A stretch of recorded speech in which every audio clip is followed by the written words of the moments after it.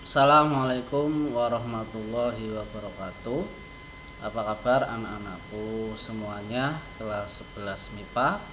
Saya harapkan kalian dan kita semua dalam kondisi sehat walafiat, tidak kurang suatu apapun, dan tetap selalu dalam lindungan Allah Subhanahu wa taala. Amin. Amin ya rabbal alamin. Ya, sebelumnya Pak Senal mohon maaf karena beberapa pertemuan kemarin agak sedikit terganggu ya, karena kebetulan Pak Senal sedang menangani ujian sekolah kelas 12 ya. Beberapa tugas sudah Pak Senal berikan pada kalian dan alhamdulillah sudah kalian kerjakan, walaupun ada beberapa yang belum dikirimkan. Bagi yang belum mengirimkan tugasnya, segera dikirimkan, diupload ya, yaitu laporan ataupun video tutorial tentang penjelasan daripada prinsip kerja peralatan konversi energi ya, atau prinsip kerja daripada pembangkit listrik yang meliputi adalah komponen, fungsi komponen, kemudian prinsip kerja, kelebihan dan kekurangan, dan lain sebagainya. Ya, dari tugas-tugas yang sudah masuk, banyak yang membahas, ada yang pembangkit listrik tenaga air, pembangkit listrik tenaga surya, pembangkit listrik tenaga uap, dan seterusnya ya. Bagus sekali ya. Ya, mudah-mudahan dari pembelajaran kita ini nanti kalian tumbuh jiwa wirausahanya ya. Jadi kalian atau kita tidak mengandalkan energi listrik yang berasal dari pemerintah saja, tapi kita bisa membuat pembangkit listrik sendiri. Dan ini sangat memungkinkan karena alam di sekitar kita, di negara kita ini energinya melimpah. Sinar matahari untuk membuat pembangkit listrik tenaga surya ini melimpah sepanjang tahun ya. Tenaga air, banyak sungai-sungai besar, banyak air terjun ya. Kemudian tenaga uap ya, batu bara banyak ya, kemudian minyak bumi dan seterusnya. Itu sangat-sangat memungkinkan. Tenaga angin, kita banyak lautnya di sini, pesisir pantai yang memungkinkan angin yang cukup untuk bisa membangkitkan energi listrik menggunakan tenaga angin. Ya, kira-kira bisa diambil kesimpulannya bahwa manfaat produk bidang konversi energi ini yang pertama adalah keberadaan pembangkit energi listrik terbarukan membantu meningkatkan kemandirian dari kebergantungan terhadap energi fosil dan menjadi penyangga pasokan energi nasional di masa mendatang. Jadi diharapkan dengan kita memahami ya, berbagai produk atau prinsip kerja dari pembangkit listrik, ini diharapkan kita bisa menggunakan energi listrik dari pembangkit listrik sendiri. Jadi kita tidak mengandalkan energi listrik dari pemerintah lagi. Sehingga apa? Sehingga beban listrik pemerintah ini semakin berkurang. Kemudian pembangkit energi listrik baru terbarukan yang ramah lingkungan mempunyai potensi mengurangi emisi CO2 atau karbon dioksida. Jadi diharapkan pembangkit listrik yang terbarukan ya ini bisa mengurangi polusi ya. Karena apa ya? Karena pembangkit listrik tenaga sinar matahari itu kan betul-betul tidak menghasilkan polusi ya. Tenaga angin ya, walaupun ada beberapa kelemahan, tapi ini minim polusinya, sehingga dapat mengurangi emisi karbon dioksida. Ketersediaan energi listrik terutama di daerah-daerah terpencil ini diharapkan secara merata dapat menyejahterakan masyarakat. Ya, kalau misalnya kita bisa berwirausaha khususnya di bidang energi, konversi energi, kita bisa seperti PLN ya, bisa menyalurkan, bisa menjual energi listrik. Ya, energi itu harganya mahal. Apalagi semakin kesini BBM semakin menipis ya, sehingga kalau menipis otomatis ini harganya semakin mahal. BBM itu kan bahan bakar minyak yang digunakan untuk ya, menjalankan generator pembangkit listrik. Makanya listriknya mahal ya karena BBM-nya mahal. Menyelamatkan lingkungan dan mengatasi berbagai dampak buruk yang ditimbulkan akibat penggunaan bahan bakar fosil. Dampak buruk menggunakan fosil ya, energi listrik yang kita gunakan sekarang ini kan menggunakan bahan bakar fosil, minyak bumi, solar, bensin itu kan bahan bakar fosil. Ya, energi listrik yang dihasilkan dapat dimanfaatkan untuk kegiatan-kegiatan produktif pada industri rumah, diantaranya membuat es balok untuk pengawetan ikan dan seterusnya. Ya, jadi diharapkan nanti setelah kita bisa membuat atau berwirausaha di bidang konversi energi, ini bisa dimanfaatkan untuk produktif ya, usaha-usaha industri kecil ya, misalnya membuat es ataupun wirausaha kuliner kecil yang lain ya yang memerlukan listrik. Nah, kalau listriknya kita memproduksi sendiri kan otomatis biaya produksinya semakin rendah ya. Kalau biaya produksinya rendah otomatis kita bisa mengambil keuntungan yang lebih tinggi. Kemudian terciptanya lapangan pekerjaan di berbagai sektor. Tentu saja ya, tentu saja. Karena ini kita membuat wirausaha di bidang konversi energi, tentu saja kita akan menciptakan lapangan pekerjaan. Ya, setelah kita memahami berbagai prinsip daripada peralatan konversi energi dan manfaatnya, nah, selanjutnya adalah potensi produk bidang konversi energi di daerah. Di daerah sudah saya ceritakan di awal bahwa ini sangat memungkinkan kita untuk berwirausaha di bidang konversi energi.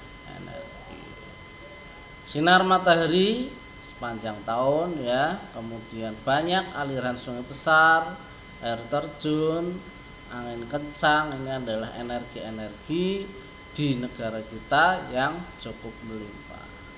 Dan semuanya ini belum dimanfaatkan secara maksimal, terutama di bidang konversi energi.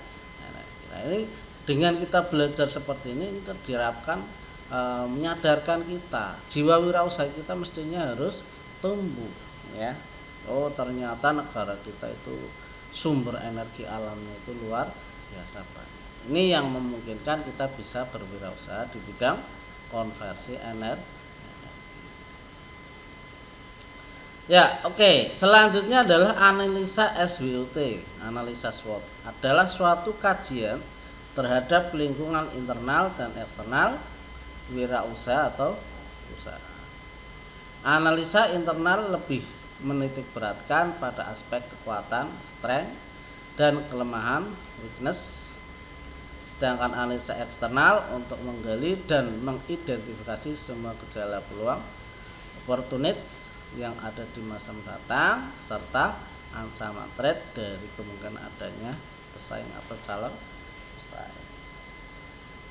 Ya, jadi setelah kita menjalankan suatu usaha, yaitu khususnya di bidang rekayasa konversi energi, ini kita harus melakukan analisa SWOT, yaitu suatu analisa terhadap lingkungan internal dan eksternal usaha atau perusahaan, yaitu menganalisa kira-kira usaha kita ke depannya, ya, peluang-peluangnya, ya, ini ke depan seperti apa, kekuatan dan kelemahan usaha kita itu ke depan seperti apa, ya, pesaing-pesaingnya ke depan seperti apa, ya, kemudian ancaman-ancamannya ada apa tidak. Nah, dengan kita menganalisa kekuatan kita, kelemahan kita, kemudian peluang dan ancaman, ya, ini diharapkan kita siap mempersiapkan semuanya, ya, supaya bisa bertahan lama usaha kita. Kekuatan kita segini, ya, tapi ke depan banyak pesaing, ya kita harus tingkatkan lagi supaya usaha kita selalu eksis, bisa bertahan. Kelemahan, kita juga harus tahu kelemahan dari usaha kita. Dengan kita tahu kelemahannya, kita akan berusaha mengurangi kelemahan tersebut. Jangan sudah tahu kelemahannya tapi tidak ada upaya untuk mengurangi kelemahan. Kemudian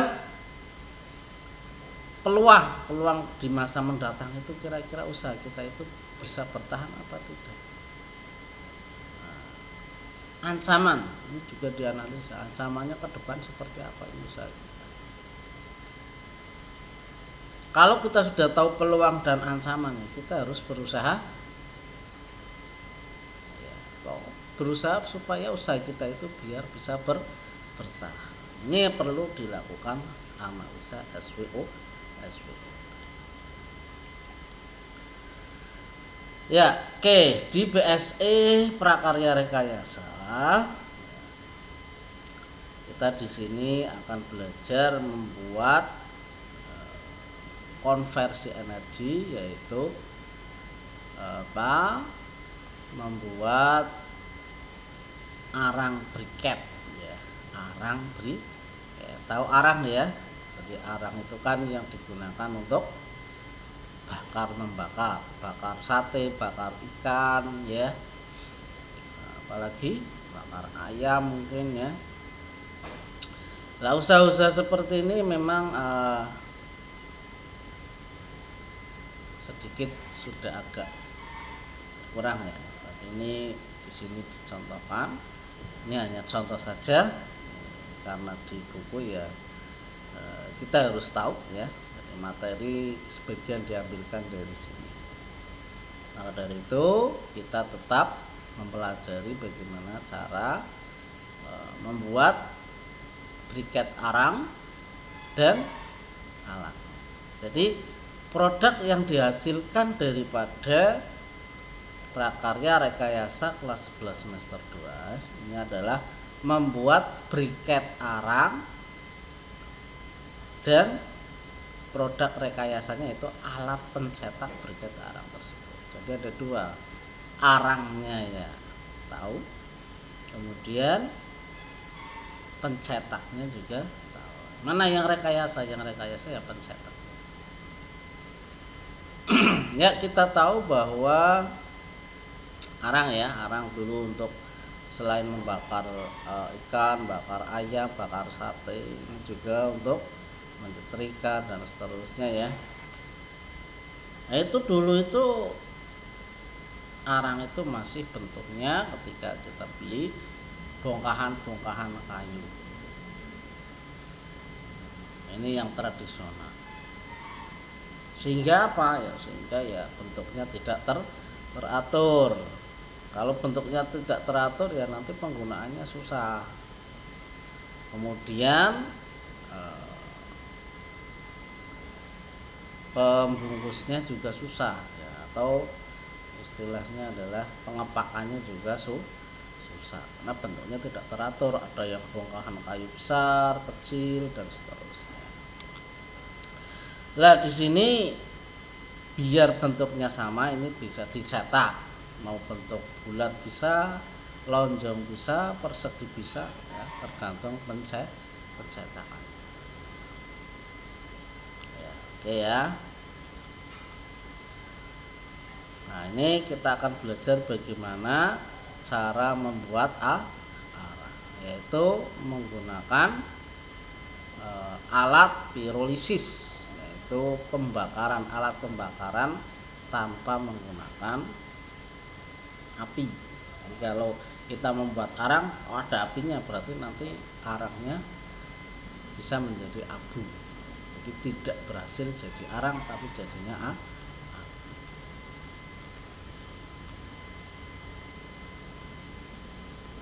Ya, ini alat-alat dan bahan yang kita butuhkan untuk membuat arang briket. Yang pertama ada alat pirolisis, ini alat pembakarannya atau drum pembakaran.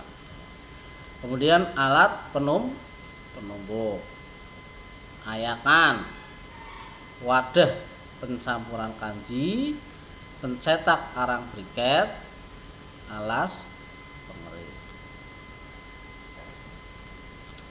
Kemudian bahan pendukung pembuatan arang briket, diantaranya ada tepung kanji, kemudian ada air, kemudian limbah pertanian yang berupa kulit kakao, kulit durian, kayu bakar, tempurung, limbah tandan sawit, sekam, limbah industri, furniture ya. Ya, jadi ini adalah alat-alat dan bahan untuk pembuatan arang briket. Ya. Kemudian proses produksi daripada pembuatan arang. Yang pertama ada bahan arangnya. Bahan arang ini adalah limbah kayu. Jadi jangan kayu yang bagus ya.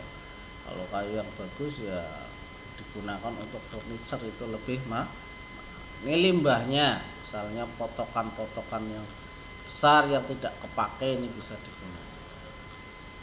Dan setahu saya itu bahan kayu untuk membuat arang itu tidak sembarangan ya. Ini biasanya pohon asem, pohon rengas ya. Pokoknya yang limbah yang tidak digunakan untuk mebel. Jangan misalnya mau buat arang bahannya pakai kayu jati, kemahalan ya. Kemudian setelah bahannya sudah dimasukkan ke pembakar atau pirolisis. Jadi pirolisis ini bukan pembakaran biasa ya, ini pembakaran tanpa api ya. Jadi apinya itu tidak boleh membara. Kalau membara nanti arangnya bisa jadi abu. Kemudian setelah menjadi arang, nah ini proses penumbukan dan pengayakan arang. Jadi kalau sudah jadi arang kan bentuknya masih kayu ya, bentuknya karangnya bongkahan-bongkahan kayu, arangnya bongkahan. Nah sebelum dicetak ini harus dihaluskan dulu, ditumbuk. Ini ada mesinnya, mesin penumbuk penghalus seperti mesin tepung ya. Jadi nanti arangnya itu menjadi tepung. Kemudian nanti diayak, yang sudah halus diproses selanjutnya, yang belum nanti akan ditumbuk kembali. Kemudian setelah menjadi tepung arang, selanjutnya adalah dicampur dengan perekat kanji, pakai lem ya, soalnya nanti dicetak biar satu sama yang lainnya saling merekat ya. Nah, gunakan lem yang murah, yaitu lem kanji. Lem kanji itu lem apa sih? Lem yang dari apa ya? Aci yang digunakan untuk membuat bubur kacang hijau. kanji atau aci, kemudian masak dengan air sampai mendidih, nanti kan jadi lem ya. Pakainya lem itu, jangan mau membuat briket arang pakainya lem yang mahal, pakai Alteco ya, nanti produksinya jadi mahal. Kemudian setelah campur dengan lem kanji, adonannya nanti dicetak, dipres, sesuai dengan selera. Kemudian setelah dicetak, bentuknya nanti kan sama, ada yang bentuk kotak, bulat, terserah ya. Kemudian dikering. Nah, ini berarti sudah jadi produk arang briket. Nah, ini pencetaknya itu menggunakan produk rekayasa. Ada yang pakai mesin ya, ada yang dipres biasa. Paling manual bisa enggak? Ya boleh saja, tapi kan kalau untuk skala besar misalnya mencetaknya sampai 1 truk, kalau pakai manual ini jelas kelama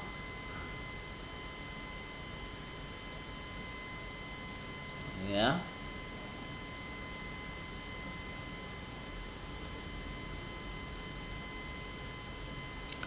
Ya, untuk penjelasan lebih lanjut kalian bisa baca ya, sampai baca. Ini ya, ini alat pencetakannya seperti ini. Hasilnya seperti ini. Dan ini dikeringkan.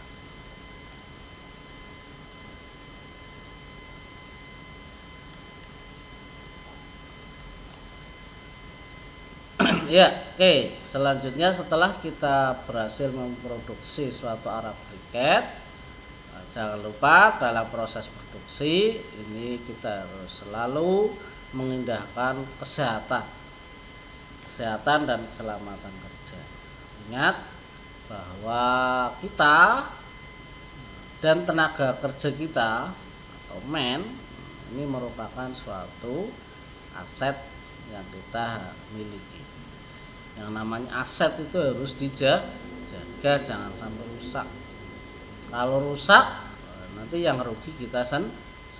Misalnya tenaga yang handal kita sakit, yang rugi kan kita. Maka dari itu kesehatan dan keselamatan kerja dalam proses produksi ini sangat penting. Gunakan baju-baju pengaman ya, baju-baju standar ya.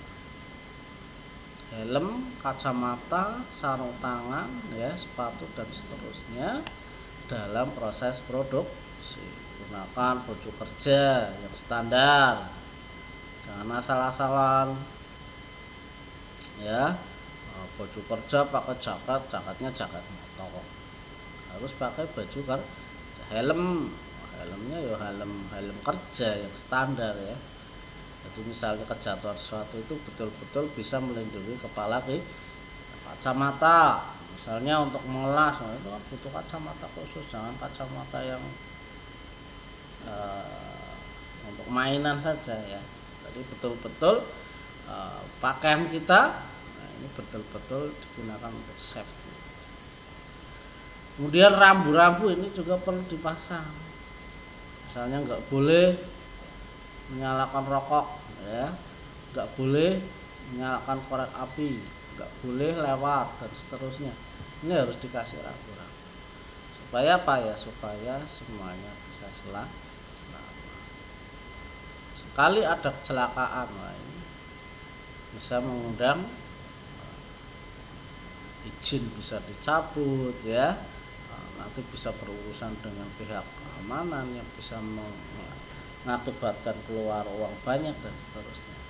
Maka dari itu hal tersebut harus bisa diantisipasi dengan menerapkan K3 secara benar.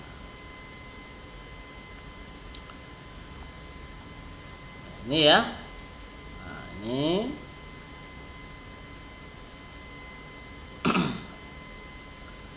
ini peralatan-peralatannya. Ini harus saya rasa kalian bisa baca sendiri ya. Ya, saya rasa cukup. Terima kasih atas perhatiannya. Saya akhiri. Assalamualaikum warahmatullahi wabarakatuh.